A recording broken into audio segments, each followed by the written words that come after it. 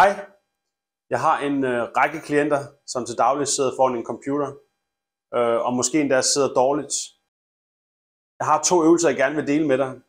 Nogle øvelser, som kan holde dine nakke- og skuldersmerter i skak, reducere smerterne, eller måske gøre, at du helt kan undgå dem.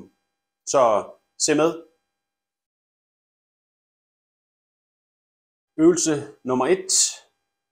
Læg højre øre mod højre skulder, og lad venstre arm tynge mod gulvet.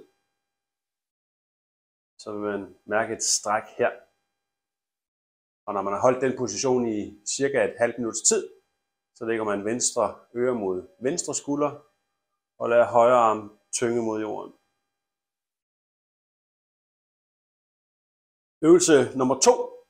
Stå med rank, ret ryg, og så skal du føre hage og hoved frem, mens skuldrene bliver, hvor de er.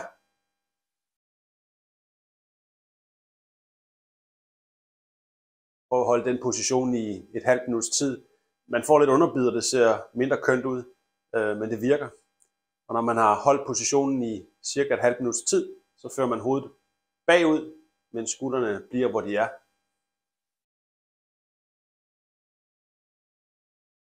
Og den øvelse kan du lave et par gange i løbet af dagen.